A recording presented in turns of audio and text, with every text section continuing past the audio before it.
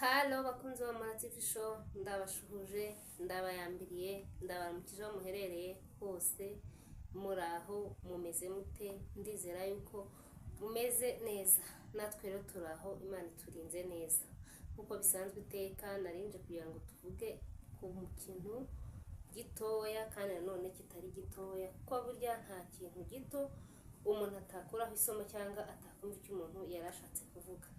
Isaac imaze iminsi y'umuhanzi Aline Gahongayire, abantu bamwe bavuga bati biriya bintu yabikora, abandi bati ntiyabikora. Ariko ikintu nshaka kubwira abantu ni uko nta muntu n'umwe w'intungane ku isi. Hari ibintu abantu tugira byo kwizerera mu muntu cyane, ukumva yuko uwo muntu ari nk'Imana yawe, ahari niko nabivuga.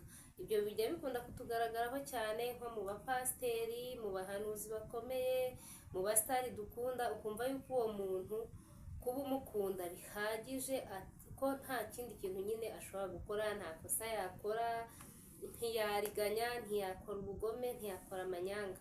Kubera yuko uba umukunda bituma buri munsi ujya kuri kote iri negatifu, ariko ukibagirwa yuko atuye ku butaka bwo mu isi, ku butaka bwo mu Rwanda, adatuye ku butaka bwo mu ijuru. Kandi tukibagirwa yuko bakoze mu nyama n'amaraso, uko byagenda uko ariko kose. Kuba bakoze mu nyama n'amaraso bibemerera kuba bakora ibyiza cyangwa bagakora ibibi. Kuba ari abasitari tukaba tubakunda ntibikuraho yuko bafite imitima ya kimuntu. Yego nibyo, iyo ukunda umuntu umurwanira ishyaka, ibyo ngibyo Mana yanjye, twese tugiye dufite abantu turwanira ishyaka, tugiye dufite abantu dukunda. Ariko nanone mu gihe habayeho ikintu runaka, ntitugafate Rwanda rugufi buri munsi ngo turushyire hasi, twumve yuko rwo rubeshya bitewe nuko nta zina bafite, ntabwo ari abasitari, ntabwo ari abantu b'ibyamamare. Rero ngo twumve yuko ibyo bavuga baba babeshya. Mbere yo kuvuga ngo ese uriya muntu ibyo avuga arabeshya, banza wibaze n'ibibazo, wanze uvuga uti se uriya muntu uriya mwana. Abantu benshi ndibaza ko mwaramubonye uriya mwana w'umukobwa waje avuga yuko yamurenganyije, ko ari we mu rugo, akamufungisha umwaka wose amuziza 100,000. Banza wibaze uvuga uti uriya mwana mbere na mbere ko atari umusitari, akaba atari umuntu uri muri social media, akaba atari umuhanzi ngo asohoye indirimbo atwikiraho. Ubanze wibaze ngo ni ukubera iki uriya mwana yabivuze. Ntabwo ari umuntu bahanganye, wenda tuvuze ngo ni Tonzi, tukavuga ngo ni Gaby Kamanzi, tukavuga ngo n'abasitari bano ba Stella, mbese tukavuga tuti ni abantu nyine n'ubundi bari muri industry ya music. Wenda bo ari bo babivuze, dushobora kuvuga tuti arimo arashaka gutwikira indirimbo ye, n'urugero.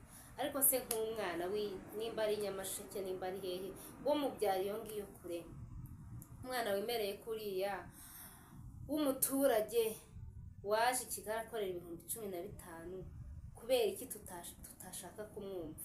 Ahubwo tukumva yuko abeshya, bamuhaye amafaranga. Nahe mafaranga umuntu yaguha kugira ngo usebye umuntu? Nitujya guca imanza nk'izo ngizo, tujye tubanza dushyire no mu bwenge, tuvuge ngo uriya mwana ni inyungu ki ashaka. Ubu se ni amafaranga angahe wahereza umuntu kugira ngo asebye undi koko? Ikindi cya kabiri, niba avuga ko yarafunzwe pe. Gufunga ntabwo ari ibintu waza kubeshya, kuko biba bihari, biba binagaragara, n'uwanabishaka naho yarafungiwe wenda bahabona. Uriya mwana simuzi pe, ni ubwa mbere namubonye hariya kuri social media. Rero ntago umwana ungana kuriya yakwikora ngo azavuge ngo kanaka yarapfungishije kandi abeshya. Mu by'ukuri nubwo wenda ntabwo abantu bose wenda bamenya amategeko yose 100%, ariko kubeshyira mu ruhame n'icyaha. Ntabwo rero uwo mwana yatinyuka kugenda ngo ajye kubeshya kandi azi neza yuko wenda bishobora kuzamugiraho ingaruka. Ubwo rero ikintu mbabwira, nta muntu n'umwe w'intungane. Yego ni umuntu ukunda, yego ni umuntu wenda uba wifuriza ibyiza gusa, ariko nanone niba habayeho ikibazo, abantu ntibakabogame ngo yumve yuko wacira umuntu urubanza, wumve yuko wafata umuntu umusazi. Dore biriya bintu bikunda kubaho mu bantu baciriritse, ugasanga umuntu uciriritse afite nk'ikibazo kandi cyumvikana, ariko kubera ko aciriritse kandi izina rye ritazwi, ugasanga nta muntu umwumva, ugasanga aburijwemo, rimwe na rimwe hakaza n'akarengane. Wenda hano kuri social media nta karengane kaza, kuko n'ubundi kurenganwa uko byamubayeho wenda ni ubizi, yarafunzwe arya igifungo cy'umwaka wose, ibyo ngibyo wenda ni ububabare bwagize ku ruhande, wenda sinzi impamvu yo kubivuga hano, ariko kuba wenda yarabivuze hano ngewe uko nkeka, murabizi neza abantu benshi baza ku social media bavuga ngo baje kwivura ibikomere. Hari igihe umuntu agukorera ikintu kikakurenga, ukumva nyine bitewe n'uko sosiyete imufata cyangwa imuzi, ukaba wenda uriya mwana akaba yaravuze ati reka nze ngiye mbwire n'abantu yuko atari umukristo, nanjye nihimure. Birashoboka kubera umujinya, cyangwa akaba yavuga ati reka ngewe ngende mbivuge, abamwizera ntihazagere abantu bamwizeraho, cyangwa n'abajya gukora iwe mu rugo bagende barimenge, kubera ko yavuze yuko atari we wenyine yari afungishije. Ubwo bishatse kuvuga yuko byaba ari nka karagiteri y'amahane yifitiye. Ubwo rero ntabwo twaca imanza kuri uriya mwana, kandi ntitwanabyemera 100%, ariko ntitukagira amarangamutima ngo twumve yuko niba umuntu avuze ibintu, buriya umuntu uvuga ibintu nta kintu agamije, nta nyungu, ushobora kumwumva pe, ushobora kumwumva. Ntabwo bavuga ngo umuntu yapfungishije umwaka wose kandi abeshya. Ibyo byo ntabwo wabeshyera umusitari nk'uriya ko yagufungishije ngo ugende wiyicarire buke ugende ukora ikiganiro ahandi, ucyo ugenda ukora ikiganiro ahandi atarakugeraho. Ikigaragara yarabikoze, kandi abantu bamwizera ntabwo byababuza kumwizera no kumukunda. Bikunda kutubaho ku bapasiteri, abahanuzi, abashumba bakomeye, bikakugora kwiyumvisha yuko uwo muntu yakora icyo kintu, ariko nanone bikatwigisha ko nta muntu tugomba kwizera. Wowe uziyizera ubwawe, niba usenga umenye ko usenga, ubyimenyere. Niba uri umukristo umenye ko uri umukristo ubwawe, ubyimenyere. Buya hari n'ikintu kandi twese nanjye cyagijyaga kimbaho, nkahagarara nkavuga nturiya muntu ni umukristo, uko byagenda uko ariko kose ntiyakora icyaha, ntiyakora ikosa, ni umuntu w'Imana. Nkahagarara koko nkarimiriza nkavuga nti rwose mwimubeshyera, ariko uko iminsi igenda iza, nanjye ubwanjye ngenda mbicikaho, ngenda nsobanukirwa ko umuntu ari umuntu. Abantu bagiye bizerera mu bashumba babo, bakagenda bakabakoresha ibyo Uwiteka yanga, akabimukoresha. Wowe uzi yuko uri umukristo kandi nawe ari umukristo, mwizeye wamufasha nk'akamana kawe, ariko akaguhemukira. Abandi bagenda bizerera mu bahanuzi, mukagenda ngo mugiye gusenga, mwagera gusenga akatangira kukubwira ibintu biterekeranye. Nawe kubera bwabujije twari dufite bwo kumva yuko nyine umuntu ari umuntu w'Imana, tukibagirwa ko natwe turi abantu b'Imana. Ariko tugenda dusobanukirwa yuko nta muntu ku isi utakora icyaha, nta mukristo utakora icyaha.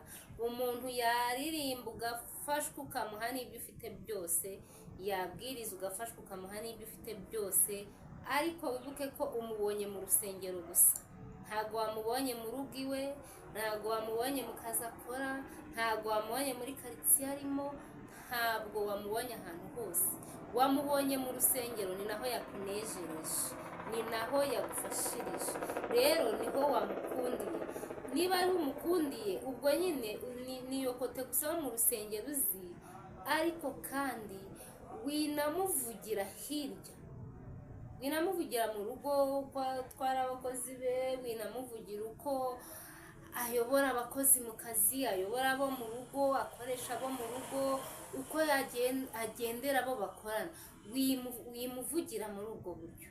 mboneraho no kubwira rwose mu by'ukuri n'abandi bafite abakozi bo mu rugo, buriya mu by'ukuri umukozi wo mu rugo ni umuntu uvunika, amafaranga wamwemereye iyo ukwezi kugeze uba ugomba kuyamuha, wabona bitarimo gukunda ukamusezerera neza. Buriya gukoresha umukozi wenda ukamuhemba ariko ukongera ukamugerekaho ibihumbi 100 cyangwa 50 ngo yabyibye ukamufungisha, ubonye byanze musezerere yigendere, kubera ko ntabwo uba waramubyaye. Ntabwo rero uba ugomba kumuvunisha, aba yaguhaye imbaraga ze z'umubiri. Nawe rero mu gihe ubona wenda bitarimo gukunda, ntabwo ari byiza ko wamushyiraho dosiye nk'izo twarabibonye, abo bagiye bakubita bafungiranye bakabaca ibisebe, twarababonye abo bagiye bafungisha batari n'uriya.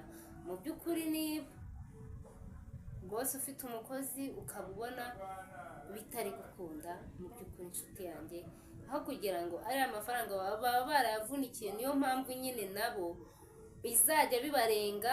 Amasosho media yarafunguye, mana yanjye, uwashaka kuvuga ibintu kikamenywa n'abantu benshi, n'uwaba atazi social media yayiyoboka.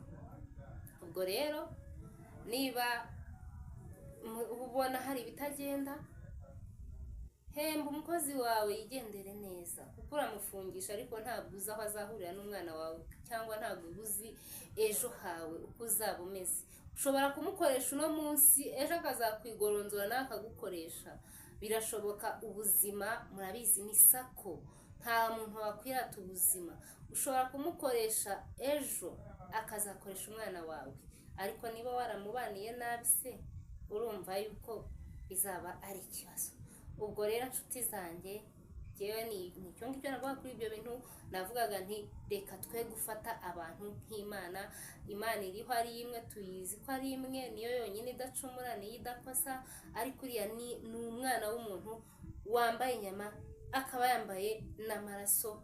Ntacyo atakora cyiza Imana ibimufashije, ariko kandi no mu gihe yatewe nta kintu atakora mu gihe Satani nyine yamusabye. Bibaho abantu b'Imana, abantu bakorera Imana, abakozi b'Imana bo noneho Satani aranabarwanya cyane cyane cyane. Binabaho rwose yuko waba witwara neza, ariko ishuri ryawe rikaba kugeragereshwa abakozi, kugeragereshwa abo mubana. Ibyo ngibyo bibaho. Hari igihe rero ushyirwa mu mutego n'umwanzi, nawe ukawisangamo. Ntawe twaterwa muri byose, ariko kandi nta n'uwo twagira akamana ngo twumve yuko turi ku butaka twese bwo mu isi, kandi twese tubugendaho. Buranduye pe, uko byagenda uko ariko kose.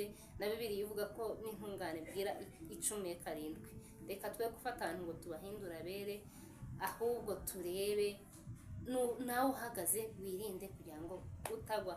Ubwo rero ndabakunda. Inama yanjye numvaga, cyangwa ikintu numvaga navuga kuri biriya bintu ni icyo ngicyo. Ahasigaye Imana ibaha umugisha, ubwiza bw'Imana bubane namwe. Ndabakunda. Bye.